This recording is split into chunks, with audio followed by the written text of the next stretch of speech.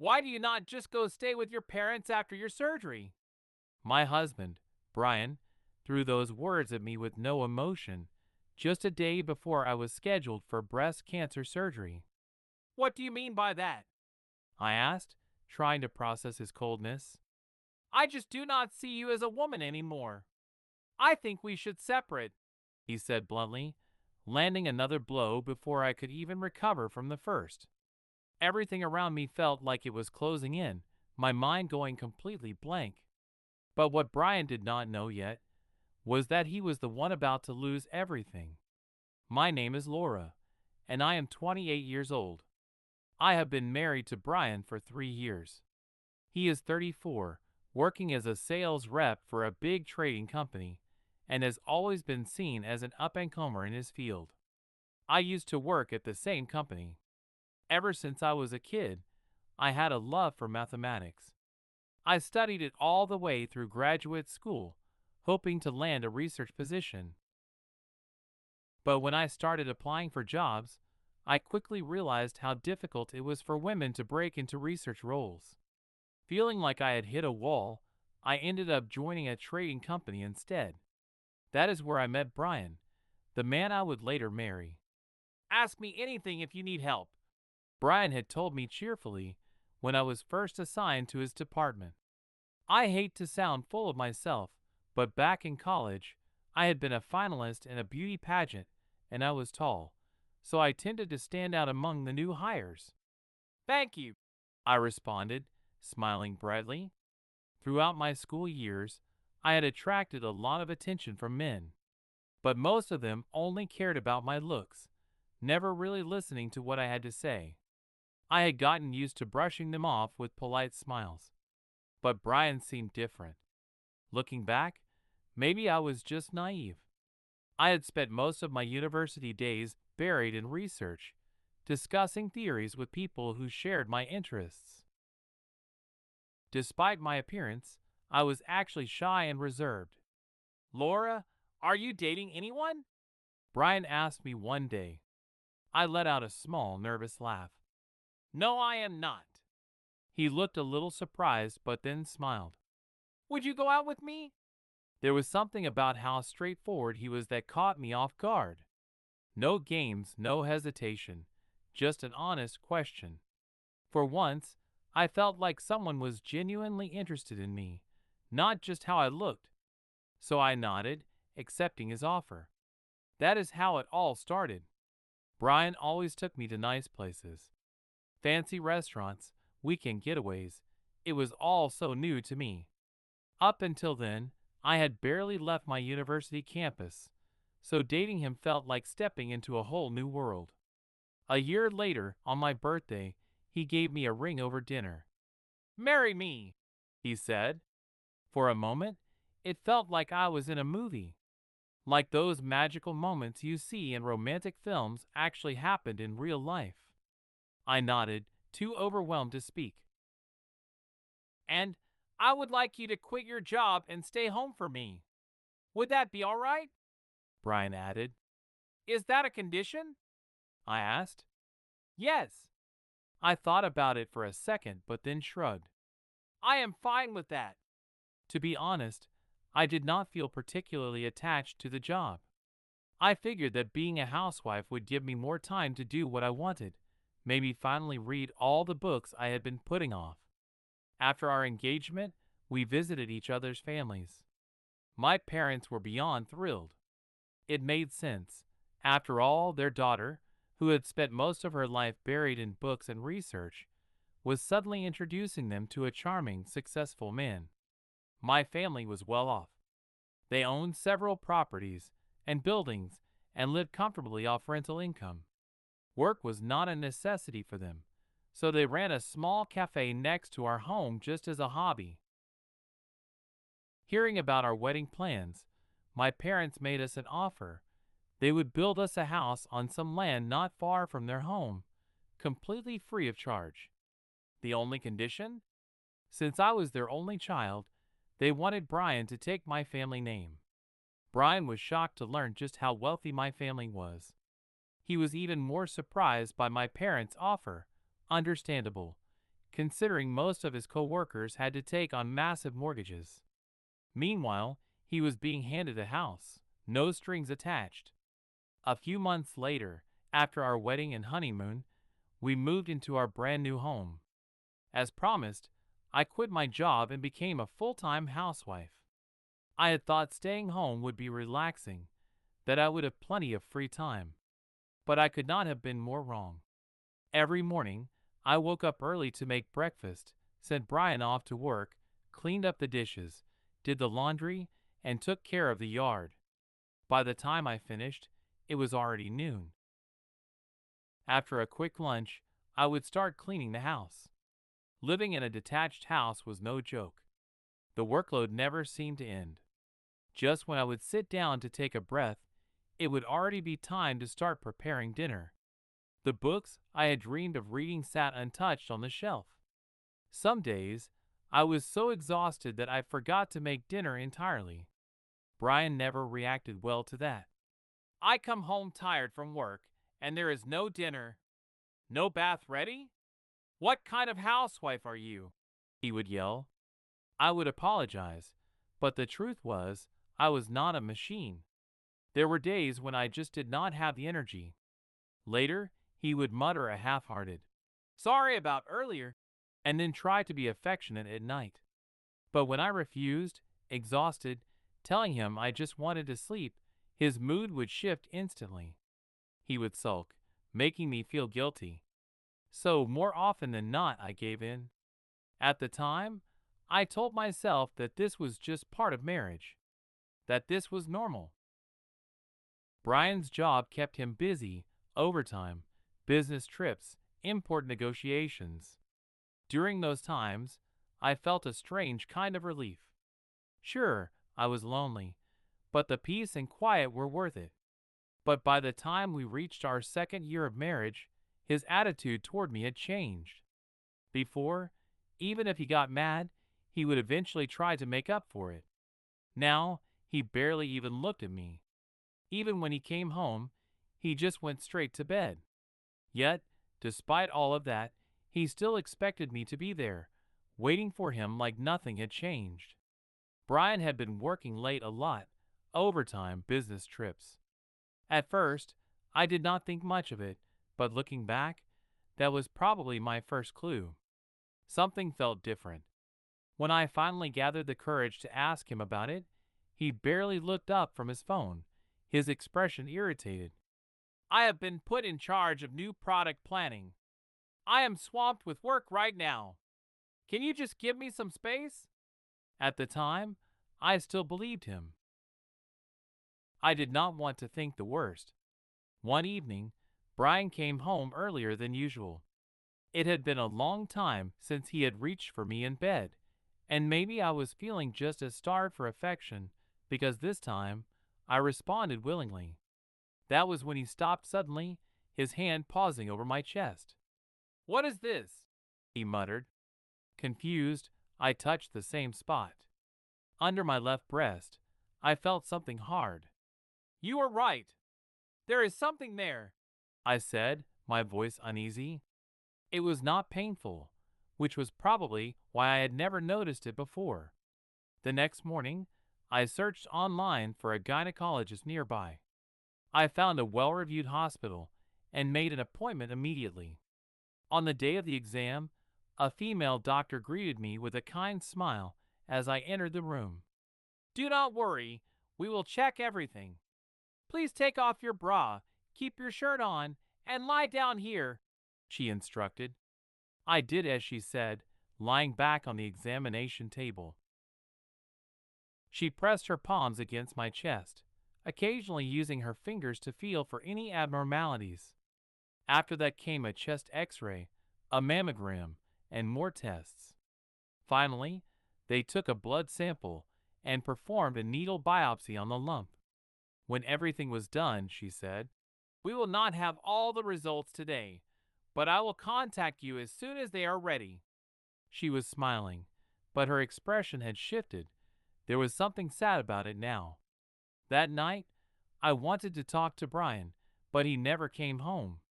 I spent the night alone, drowning in my anxiety. The next evening, when Brian finally walked through the door, I immediately asked. Where were you last night? He barely looked up. Something came up at work. I had to stay late and prepare some documents. Sorry, I forgot to call you. His voice was flat, uninterested. So how was the exam? He asked, sounding as if he were asking about the weather.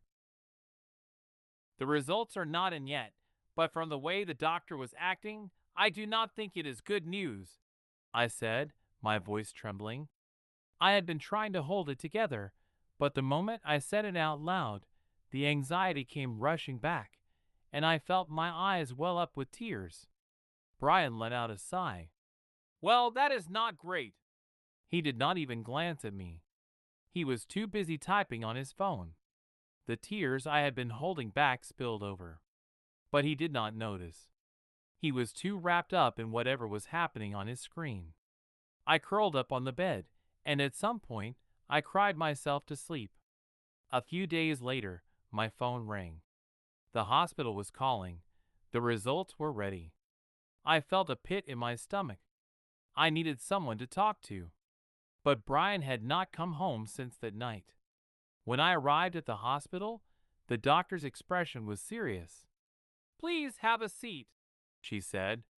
I sat down, bracing myself. We suspect breast cancer, she said gently. I am writing you a referral to a larger hospital.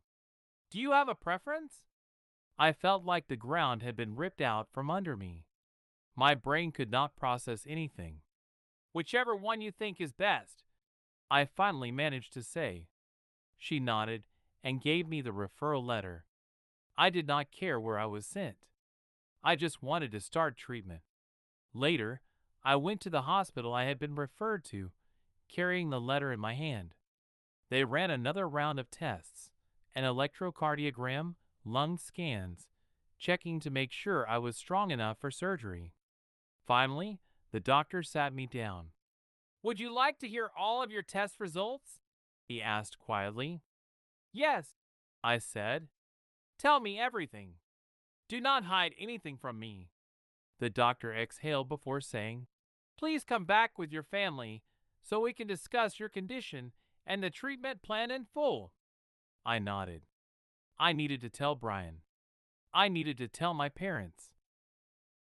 That night, when Brian finally came home, I told him about the appointment. Do I have to go? He said, sounding annoyed. Work is really busy right now. Can your parents go instead? His words felt like a slap. Do you not care about my health at all? I wanted to scream. Instead, my voice came out in a whisper. Please, I need you to be there with me. Brian let out a heavy sigh. Fine. I will try to make time. I knew what that meant. He had no intention of going. The next day, I went to my parents' cafe and told them everything. I had mentioned to them before that I was getting some health tests done, but now that I was saying it outright, I saw my mother's face crumble. But it is curable, right? You are going to be okay? She asked, her voice shaking. I wanted to say yes. I wanted to give her the reassurance she needed. But I did not know. That was what we were supposed to find out at the hospital. On the day of my next appointment, I arrived early with my parents. We sat in the waiting room, stress pressing down on all of us. But Brian never showed up. I called his phone. Oh, was that today? He said casually. Sorry, I have an important meeting. I cannot make it. I gripped my phone, my hand shaking. He knew. I had told him. He just had not cared enough to remember. Where is Brian? My father asked, looking concerned. He got caught up with work, I answered, forcing a smile. It is okay. I could tell my parents did not believe me. When we sat down with the doctor, I finally heard it out loud. You have breast cancer, he said. Hearing the word cancer, spoken so clearly, made my stomach drop. The weight of it was heavier than I had imagined. I felt like I was moving through water, as we left the hospital, every step heavy. On the way home, I took a deep breath and said the words out loud. It is breast cancer. When Brian came home from work that night, I told him the diagnosis. Oh, is that so? He replied flatly, his voice cold and detached. I stared at him, waiting for something, any reaction. And my surgery is scheduled for the week after next, I added, my voice barely steady. They might have to remove my left breast. Brian sighed and shrugged. Well, if it is an illness, there is nothing you can do, right? That was it. That was all he had to say. I felt something inside me snap. Is that really all you have to say? Are you just okay with all of this? I wanted him to tell me he was scared, that he would be there for me, that we would get through this together. But he just stood there, silent. I turned away, locking myself in the bedroom. From that night on, Brian stopped coming home. And I cried myself to sleep every night. The day of my hospital admission arrived. My parents came with me, helping me settle in. I kept glancing at the door, half hoping Brian would show up, even though I knew better. But he never did. And then, the day before my surgery, just when I had finally accepted that he was not coming, he suddenly walked into my hospital room. For a moment, I thought maybe he had finally realized how much I needed him. Maybe he had come to be by my side. But then he opened his mouth. When you are discharged, go back to your parents' house, he said, his tone casual, like he was talking about the weather. I blinked. What? You might lose your left breast, right? He continued, completely unbothered. I do not want a woman like that. I felt like the air had been sucked out of the room. What? What are you saying? I choked out. I could barely process his words. Was he really saying this to me now? Aren't we supposed to support each other? What kind of husband are you? But Brian just turned and walked out of the room without another word. At first, I felt like I was sinking, drowning in the weight of it all. But then, something inside me hardened. No. I was not going to let him break me. I was not going to let him win. I would survive this. I would beat this. And when I did, I would make sure he regretted every word he had ever said to me. The next morning, before heading into surgery, I told my parents what Brian had said the night before. He told me to go back to you guys after surgery, I said, forcing my voice to stay steady. My father's face darkened instantly. Break up with him. You do not need a man like that. My mother's hands trembled with anger. I never thought he would be this cruel. How can he abandon you when you need him the most? I took a deep breath, steadying myself. Right now, I just need you to pray that my surgery goes well, I said. I am not giving up. My parents nodded, their anger still simmering, but they held my hands tightly before I was taken into the operating room. When I woke up, I was in the intensive care unit, connected to monitors. The anesthesia had not fully worn off yet, and I felt groggy. The doctor came in later to give me an update. The cancer had not spread as much as we originally feared, he said, offering a small smile. We did not have to remove your entire breast. Relief flooded me. If everything heals well, you should be ready for discharge in about 2 weeks, the doctor continued. I nodded, feeling like, for the first time in a while, I could breathe. But then, just a week after moving to the general ward, I got a phone call from my mother. Her voice was shaky. Your father collapsed. They took him in an ambulance. My breath caught in my throat. What? It was a heart attack, she said, and I could hear her struggling to hold back tears. By the time they got to the hospital, it was too late. I could not speak. Just when I thought I was finally catching a break. Just when I thought things were going to get better. I was stuck in the hospital, helpless, while my father, who had always been there for me, who had worried so much about me, was gone. My mother and relatives handled the funeral while I was still recovering. And Brian? Nowhere to be found.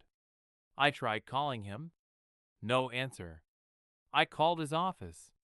They told me he was on a business trip abroad and would not be back for a while. I asked them to pass along the message. Please have him contact me. My father passed away. But he never called. After I was discharged, I went back to my parents' house. Not because Brian told me to, because I needed to be there for my mother, to settle my father's estate, to handle the inheritance matters. Then, out of nowhere, I got a call from Brian. Hey, congratulations on getting discharged, He said, his voice far too cheerful. I also heard about your dad. My condolences. I gritted my teeth. His tone was casual, almost like he had been waiting for this. But anyway, I need to talk to you about something. Can you come over to the house? I exhaled slowly, keeping my voice calm. How about this Sunday? Sounds good. See you then, he said before hanging up. I turned to my mother. Mom, whose name is on the deed for our house and the land? She frowned. Everything was in your father's name. The house, the property, everything. Can you get those documents ready by Sunday? She gave me a questioning look. Of course, but why? Because I need to show Brian something. That Sunday, I walked into the house carrying two things: completed divorce papers and every document related to the property. Brian was waiting for me, and beside him sat a young woman, her makeup flashy, her expression smug. I clenched my fists. So this was who he had chosen over me. Come in, Brian said, grinning shamelessly. Well, I guess it is still your house too, technically. I met his gaze and held out the divorce papers. This is what you wanted, right? His grin widened. You catch on quick. Makes things easier. He signed the papers without a second of hesitation and handed them back. The woman beside him sat quietly, watching everything unfold. Then, Brian leaned back with a satisfied smirk. Perfect timing with your father passing away, huh? He said. Now this house is mine. I tilted my head, pretending to be confused. Huh? What are you talking about? I set the documents down on the table. Where exactly is your name on any of these? I asked, my voice dripping with sarcasm. This house belonged to my father. What exactly are you misunderstanding? Brian's smirk started to fade. I am your father-in-law's heir, Brian said with a straight face, as if that statement alone would make it true. I folded my arms and tilted my head. Really? Did you legally get adopted by my father? No. Then tell me, do you have any claim to this house? Can you recall signing any paperwork that grants you ownership? Brian's mouth opened, but no words came out. The only rightful heirs to my father's estate are my mother and me, I continued, my voice firm. You have absolutely no inheritance rights here. Legally, you are just my spouse. That is all. You have nothing to do with my father's assets. Brian stammered. But how? That doesn't make any sense. At that moment, the woman beside him, the one he had chosen over me, snapped her head toward him. Hey! This is not what you told me, she hissed. You said you were divorcing your wife and that we would live in this house together. That is why I agreed to this. I watched the panic settle on Brian's face. He had not expected things to unravel this fast. Holding up the signed divorce papers, I gave him a sharp smile. I am submitting these to the city office. Once that is done, you and I will no longer be husband and wife. You are free to be with this woman. But tell me, what exactly are the two of you planning to do about this house that I am inheriting? Brian's legs gave out, and he collapsed onto the floor.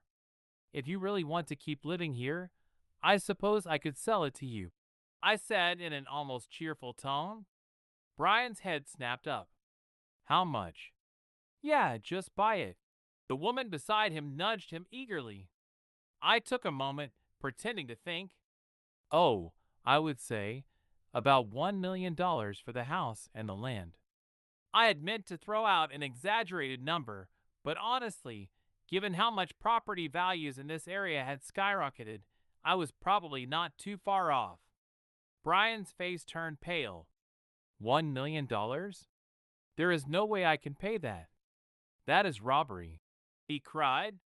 This is extortion. There is no way it is worth that much. The woman shrieked, looking just as horrified. I shrugged.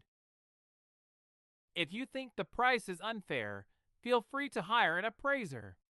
But I doubt it is as cheap as you imagine. Maybe it was overcoming surgery, or maybe I was just done being timid, but for the first time in my life, I felt powerful. People really can change. You are unbelievable, you know that? I sneered.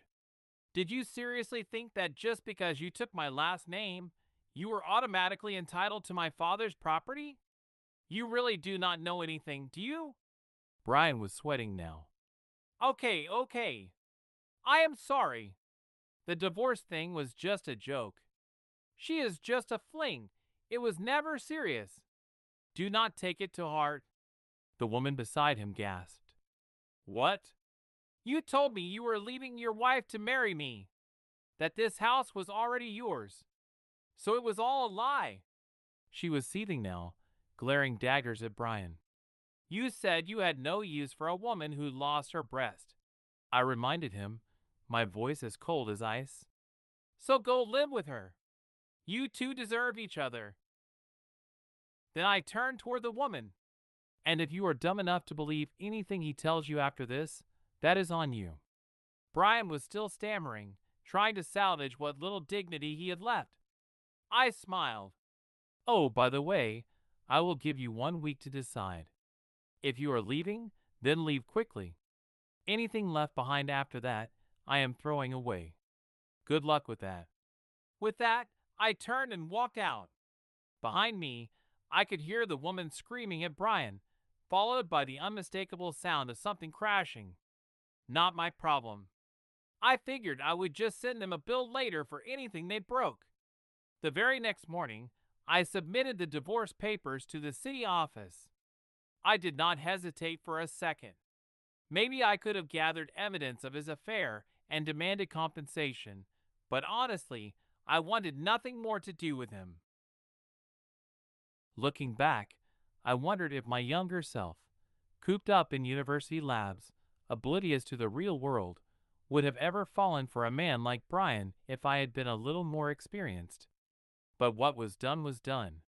I had a long life ahead of me. I was not going to waste another second regretting the past.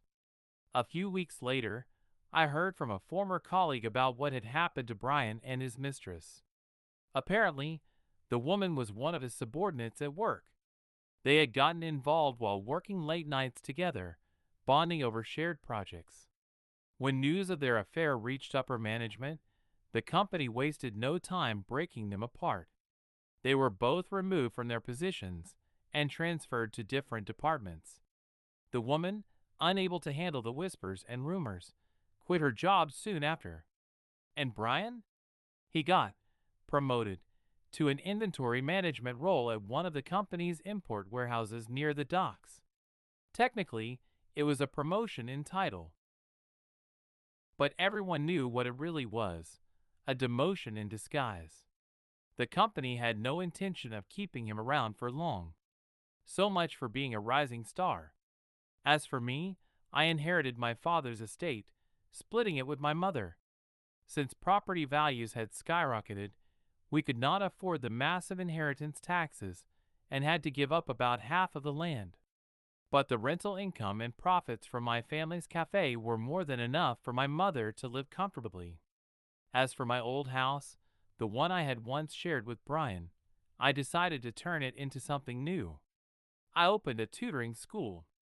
Math had always been my passion, and I knew so many kids struggled with it.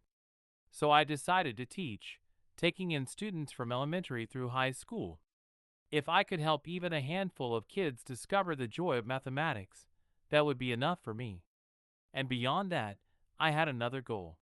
I had started working on my unfinished thesis from graduate school.